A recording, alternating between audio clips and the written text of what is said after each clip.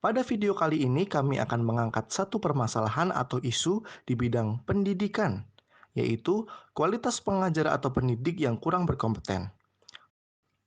Hai everyone, perkenalkan kelompok kami yang beranggotakan Satria Ramadhani dengan NIM 2164417, Fahrul Hadianto dengan NIM 2164402, David Sudok Ekananta 216397, Silva Saputri Dewi Gultom 216414, dan Vita Jennifer 216404.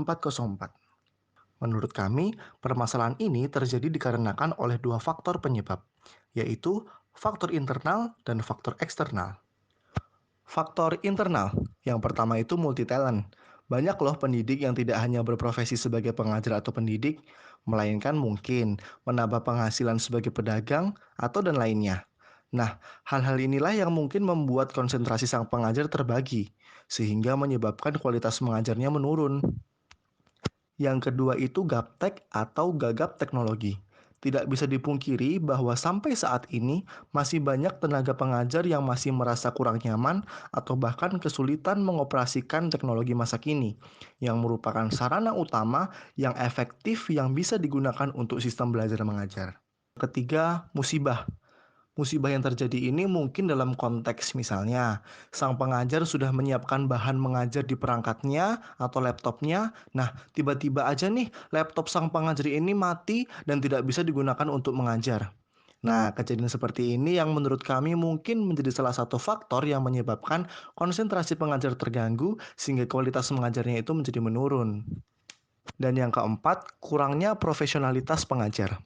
Terkadang ada pengajar yang memiliki permasalahan di luar atau mungkin bahkan masalah pribadinya dan membawanya ke dalam proses mengajar beliau kepada para pelajar atau mahasiswa, sehingga menyebabkan proses belajar mengajarnya terganggu.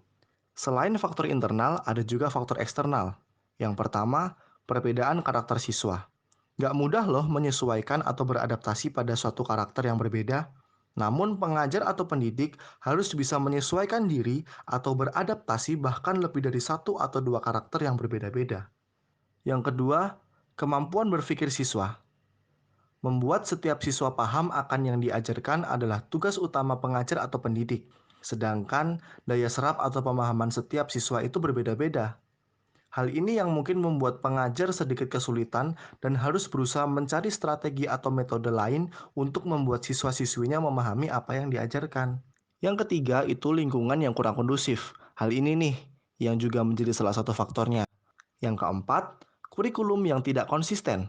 Terkadang, kurikulum selalu berubah-ubah, sehingga menyebabkan pengajar harus selalu menghadapi suatu adaptasi baru terkait metode dan strategi mengajar yang efektif. Nah, dari penelitian yang kami lakukan, kami dapat menyimpulkan tiga solusi untuk menangani permasalahan ini. Yang pertama, meningkatkan kesadaran dari kedua sisi, dari sisi pengajar dan juga dari sisi pelajar, agar bisa saling mendukung sehingga tercipta proses belajar mengajar yang efektif. Yang kedua, membuat metode-metode atau strategi-strategi mengajar yang baru, yang inovatif dan lebih menarik, agar menarik perhatian siswa sehingga lebih tertarik untuk memahami materi-materi yang diberikan. Dan yang terakhir, para pelajar harus mengenal pengajar mereka lebih dalam lagi. Begitu pula sebaliknya, para pengajar harus lebih dekat dan mengenal lebih lagi para pelajar yang dididiknya. Sehingga hubungan dekat ini akan bisa menciptakan sistem belajar mengajar yang baik, efektif, dan berkualitas. Sekian dari kelompok kami, kurang lebihnya mohon maaf. Terima kasih.